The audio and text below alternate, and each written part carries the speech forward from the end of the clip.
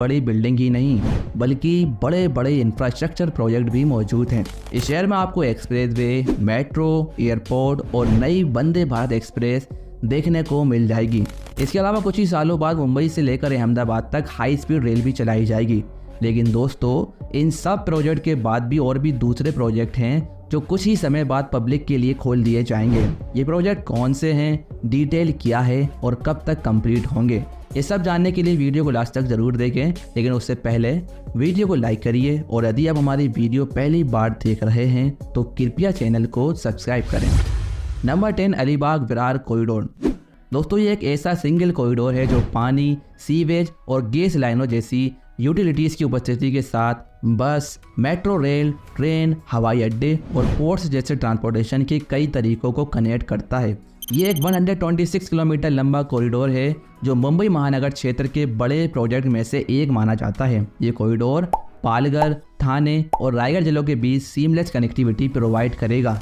ये एक 40 lane access control greenfield expressway है जो रायगढ़ जिले के अलीबाग से शुरू होकर पालघर जिले के विरार में एंड होता है। इस ग्रीनफील्ड एक्सप्रेस वे की रिपोर्ट साल 2008 में महाराष्ट्र सरकार को दी गई थी, जब इसकी कुल लागत लगभग 12,000 करोड़ बताई जा रही थी। लेकिन अब ये बढ़कर 55,000 करोड़ आकी जा रही है। इस कॉरिडोर को MSRDC द्वारा कंप्लीट किया जा रहा है, जिसका कंस्ट्रक्शन 2030 तक पूरा होने की उम्मीद है।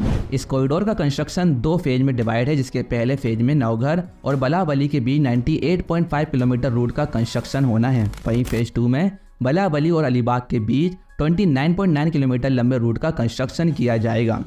कॉरिडोर की खास बात यह है कि ये corridor upcoming Navi Mumbai airport, Mumbai trans harbour link, dedicated freight corridor और JNPT से सभी तरह से बेहतर कनेक्टिविटी प्रोवाइड करेगा, ताकि JNPT से जो कार्गो निकलते हैं उनकी मूवमेंट सीमलेस हो सके।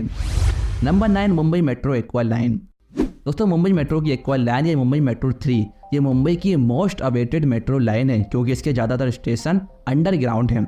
ये एक्वा लाइन 33.5 किलोमीटर लंबी है, जिसमें 27 स्टेशन अंडरग्राउंड हैं और एक 8 ग्रेड स्टेशन है। मुंबई मेट्रो की एक्वा लाइन कफ परेड से शुरू होकर RA डिपो पर एंड होती है। वर्तमान में ये लाइन अंडर कंस्ट्रक्शन है, जिसको कंप्लीट होने में 2 साल का समय लग सकता है।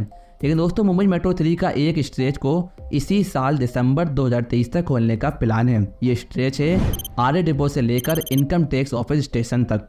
वहीं वर्क प्रोग्रेस की बात करें तो मुंबई मेट्रो 3 में अभी civil work, station work, tracks work, system work और डिपो वर्क चल रहा है, जबकि टनलिंग वर्क कंप्लीट है। तो ओवरऑल वर्क प्रोग्रेस की बात करें तो अभी 84% वर्क कंप्लीट है और इस प्रोजेक्ट की टोटल एस्टिमेटेड कॉस्ट 30,000 करोड़ बताई जा रही है। इस प्रोजेक्ट की खास बात यह है कि इसके कुछ स्टेशनों को मुंबई मेट्रो की दूसरी लाइनों से, रेलवे से और मोनो रेल से भी कनेक्ट किया जाएगा, ताकि सारे तरीके से कनेक्टिविटी दी जा सके और आवागमन आसान हो सके। Number 8, Navi Mumbai international airport. दोस्तों, ये एयरपोर्ट मुंबई में पहले से मौजूद एयरपोर्ट के लोड को कम करने के लिए डेवलप किया जा रहा है। ये एयरपोर्ट करीब 10 किलोमीटर एरिया को कवर करेगा। इस एयरपोर्ट के डिज़ाइन के लिए भारतीय कला संस्कृति के साथ साथ मॉडर्निटी को भी मिक्स किया गया है। ये डिज़ाइन बनाई है फेमस आर्किटेक्ट कंपनी जाहा हदीद ने। इस एयरपोर्ट में बनाया जाने वाला सेंट्रल टर्मिनल कॉम्प्लेक्स सबसे खास होने वाला है, जो कि 3 इंटरकनेक्टेड मल्टी लेवल टर्मिनलों का ग्रुप होगा। यहाँ पर यात्रियों को food courts, lounges, travelators, taxiway system के अलावा भी मल्टी लेवल कार पार्किंग जैसी और भी दूसरी फैसिलिटी मिलेंगी। इस एयरपोर्ट पर 2 डायरेक्शन ईस्ट और वेस्ट से एंटर किया जा सकेगा और इस एयरपोर्ट पर 2 समानांतर रनवे बनाए जाने हैं, जिनकी लंबाई 3700 मीटर है। इन रनवे की खास बात यह है कि ये एक साथ एक्सप्रेसवे, मेट्रो और वाटर ट्रांसपोर्ट कनेक्टिविटी को मैनेज करने में कैपेबल होंगे। करीब 1160 हेक्टेयर एरिया में बनाए जाने वाले इस एयरपोर्ट की कॉस्ट 16,700 करोड़ बताई जा रही है, जिसका पहला फेज 2024 तक शुरू हो सकता है और इसके पहले फेज में हर साल 10 मिलियन पैसेंजर हैंडल करने की उम्मीद है, जबकि ये पूरी तरह से कंप्लीट होने के बाद ये संख्या 90 मिलियन तक जा सकती है। और दोस्तों, यदि आपको मुंबई के पहले एयरपोर्ट का नाम पता है तो कमेंट में ज़रूर बताएं। Number 7, Dharavi redevelopment. दुनिया की सबसे बड़ी मलिन बस्तियों में शुमार धारावी, जिसे जल्द ही रीडेवलप किया जाएगा।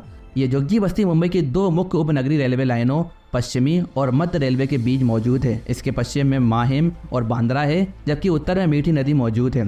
करीब 600 एकड़ में फैली धारावी में 1 लाख झोपड़े हैं, जहां तकरीबन 10 लाख लोग रहते हैं। इस बस्ती में 100 वर्ग फीट की झुग्गी में करीब 8 से 10 लोग एक साथ रहते हैं, जहां कुछ झुग्गियों में घर और कारखाने भी मौजूद हैं। तो इसी धारावी के लिए महाराष्ट्र सरकार द्वारा साल 2004 से रीडेवलपमेंट का प्लान चल रहा था। इसके टेंडर साल 2022 में मंजूर किए गए। इस प्रोजेक्ट का उद्देश्य भारत की सबसे बड़ी झोपड़पट्टी को एक आलीशान टाउनशिप में बदलना है, जिसको लेकर हाल ही में महाराष्ट्र सरकार ने अडानी के 400 करोड़ रुपए इस प्रोजेक्ट के लिए अप्रूव किए गए हैं। इस प्रोजेक्ट के तहत झुग्गियों में रहने वाले पात्र परिवारों को सरकार की तरफ से मुफ्त में घर दिया जाएगा, जबकि अपात्र परिवारों के लिए प्राधिकरण ने सशुल्क पुनर्वसन योजना तैयार की है, जिसके तहत अपात्र नागरिक तय नियम के साथ कंस्ट्रक्शन कॉस्ट भरकर घर खरीद सकते हैं, जबकि जो नागरिक कंस्ट्रक्शन कॉस्ट जमा करने में सक्षम नहीं हैं, उन्हें किराए पर घर दिलवाया जाएगा। आपको बता दें, इस पूरे परिसर के विकास पर करीब 20,000 करोड़ रुपए खर्च होने का अनुमान है, जिसके निर्माण कार्य में 7 से 8 साल का समय लगेगा। Number 6, Mumbai coastal road. Mumbai coastal road को भारत का सबसे खूबसूरत रोड कहा जा रहा है। इस रोड में हमें recreation area, cycling track, amphi theatre, jogging tracks, taxi stand जैसी फैसिलिटी मिलेंगी। इस रोड पर सिर्फ इतनी ढेर सारी फैसिलिटी ही नहीं मिलेंगी, बल्कि इस रोड का मेन मकसद कनेक्टिविटी को बढ़ाना है। 29.2 किलोमीटर लंबे इस कोस्टल रोड को साल 2015 में मंजूरी मिली थी, जहां इस कोस्टल रोड को 2 फेज में बनाया जाएगा, साउथ फेज और नॉर्थ फेज। इसमें साउथ फेज की लंबाई है 9.98 किलोमीटर, जो मरीन लाइन से शुरू होकर बल्ली पर जाकर एंड होता है। वहीं नॉर्थ फेज की लंबाई है 19.22 किलोमीटर, जो कांदीवली से शुरू होकर बांद्रा में एंड होता है। और इन दोनों फेज के बीच में आता है 5.6 किलोमीटर लंबा बांद्रा वल्ली सी लिंक। ये कोस्टल रोड 8 लेन का होने वाला है और इसके लिए 415 एकड़ का एरिया रिक्लेम किया जाएगा, जिसमें एक्सप्रेसवे के अलावा recreation area, cycling track, jogging trace, amphi theatre और पार्किंग भी बनाई जाएगी। जबकि 2 लेन की बस रैपिड ट्रांजिट और बस स्टॉप्स भी प्लान किए गए हैं, जिनको पेडेस्ट्रियन अंडरपास से जोड़ा जाएगा। इन दोनों फेज में से अभी सिर्फ साउथ फेज ही अंडर कंस्ट्रक्शन है, जिसे नवंबर 2023 में खोलने का प्लान है। Number 5, Sewri Worli elevated corridor. दोस्तों, ये प्रोजेक्ट MMRDA द्वारा अंडर कंस्ट्रक्शन है, जो 4.5 किलोमीटर लंबा 4 lane access control urban highway है। ये कॉरिडोर मुंबई में बल्ली, परेल और सेवरी को कनेक्ट कर रहा है। ये elevated road J Kumar infra project द्वारा अंडर कंस्ट्रक्शन है और ये रोड मुंबई में बन रहे 21.8 किलोमीटर लंबे मुंबई ट्रांस हार्बर लिंक को कनेक्ट करेगा। इस प्रोजेक्ट को EPC मोड यानी कि engineering, procurement and construction mode के तहत डेवलप किया जा रहा है, जिसकी टोटल एस्टिमेटेड कॉस्ट 1286 करोड़ रुपए है और इसका कंस्ट्रक्शन साल 2024 तक पूरा कर लिया जाएगा। Number 4, Mumbai Goa highway. मुंबई का मच अवेटेड प्रोजेक्ट यानी कि मुंबई गोवा हाईवे, जिसे 4 लेन में अपग्रेड किया जा रहा है। वर्तमान में इस हाईवे का काम स्पीड से जारी है, जिसे दिसंबर 2023 तक कंप्लीट करने का प्लान है। दोस्तों, मुंबई गोवा हाईवे पिछले 12 सालों से अंडर कंस्ट्रक्शन है। इस हाईवे को 4 लेन के साथ अपग्रेड किया जा रहा है, जिसके लिए 13,391 करोड़ रुपए का बजट है।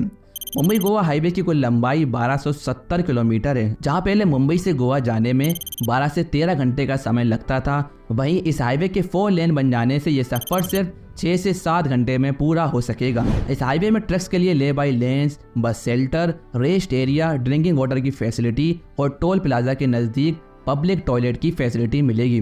कुछ इसी तरह हमारे चैनल की फैसिलिटी पाने के लिए चैनल को सब्सक्राइब करके लाल कलर के घंटी वाले बटन को दबा दें।